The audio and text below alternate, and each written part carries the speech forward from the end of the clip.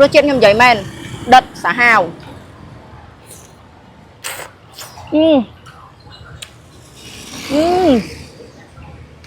បងប្អូនទាំងអស់គ្នាក៏ពេញរៀបខ្មែររបស់យើងឥឡូវកំពុងតែពេញផ្លែខ្លាំងមែនតើហ្មងហើយចឹងសម្រាប់បងប្អូនដែលគាត់មករកប្រកាសជាមានឯកពេញរៀបគឺមករកបាន100%ហ្មងដោយសារនេះបងប្អូនខែនេះមិនមែនត្រឹមតែមានកពេញរៀបគឺផ្លែវាចាប់ផ្ដើមរៀងធំៗហើយបងប្អូនណាគ្រឿងកន្លុករបស់យើងគឺដែរតែបងប្អូនមានអំបិលហុយមានស្ករដាក់រៀងដិតមកគ្រឿងដោយសារតែកពេញរៀបនេះជាប្រភេទកពេញរៀបស្រស់អញ្ចឹងហើយយើងត្រូវការទៀមទាគ្រឿងវារៀងដិតតិចទៅឆ្ងាញ់ណាបងប្អូនជាពិសេសស្ករដាក់រៀងលុបតិចមកហើយបើមកតេស្តសម្រាប់បងប្អូនដែលគាត់ចូលចិត្តញ៉ាំរៀងហិលណាដាក់រៀងហិលមកត្រូវហ្មងនេះឥឡូវនេះខ្ញុំចាប់ផ្ដើមកន្លុកចូលគ្នាបងប្អូននេះសម្រាប់បងណាដែលគាត់ចូលចិត្តញ៉ាំរបៀបនេះថាស្រួលចាក់ស្រួលញ៉ាំលើឡានអីចឹងឬក៏យើងដើរលេងយើងខ្ជិលហើយខ្ជិលអីនេះបងនេះអាចកំងអ្នកលក់ឲ្យចិត្តចំណិតអញ្ចឹងបានហើយមួយទៀតបងដែលគាត់ចង់បានរបៀបថាញ៉ាំហើយត្រូវការស្អាតអូខេបងប្អូននេះយកអារបៀបចិត្តម៉ូនចេះក៏ស្អាតដែរខ្ញុំនិយាយមែននេះ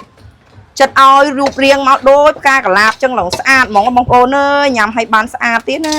មួយទៀតសម្រាប់បងអ្នកខេត្តកពតផ្ទាល់ណាបងដែលគាត់ចង់ញ៉ាំគាត់មានរវល់ថាគាត់ចង់ញ៉ាំម្ជូរប៉ុន្តែអាចចេញមកក្រៅបានទេដោយសារអាកាសធាតុឥឡូវគឺក្តៅខ្លាំងមែនតែនហ្មងពិបាកចេញក្រៅឬក៏យើងមានរវល់យើងរវល់ការងារធ្វើការងារផ្ទះអីចឹងអត់ចង់ចេញក្រៅបងទាំងអស់គ្នាអាចកំងបានចូលឆាតតាមឆាតរបស់ផេកម្ជូរនឹងទាស់ឬក៏ឆាតតាម Telegram របស់អ្នកលក់ទាល់ក៏បានដែរនិយាយទៅយើងមានសេវាកម្មដឹកជញ្ជូនទៅដល់ទីតាំងបងប្អូនទាំងអស់គ្នាហ្មងគឺស្រួលខ្លាំងមែនទែនគ្រាន់តែចូលឆាតកំងបងចង់ញ៉ាំកាពីហៀឬក៏ម្ជូរអីផ្សេងបងអាចសាកសួរ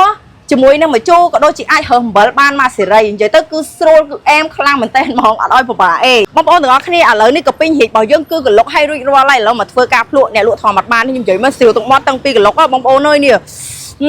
បងណាចូលចិត្តញ៉ាំអារបៀបចេះក៏បាននេះចិត្តឲ្យស្រាប់អញ្ចឹងអូយអូខ្ញុំនិយាយមែននេះតំណងខ្លាំងបងអើយនេះ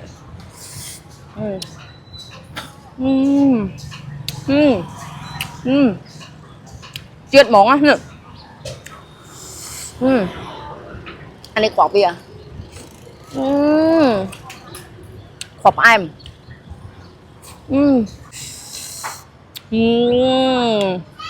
អូយសៀវទឹកមាត់បងប្អូនមើលតំណងខ្លាំងនេះឡងរីកដូចការអញ្ចឹងហ្មងនេះមកដាក់មួយម៉ាត់សិន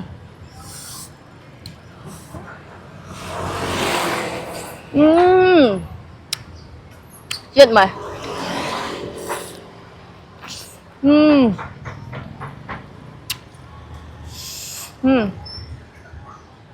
អូយតំណងខ្លាំងឆ្ងាញ់បងប្អូនជូរអែមហិលប្រៃផ្អែមអូយកប់សេរីហ្មងណារសជាតិខ្ញុំនិយាយមែនដិតសាហាវ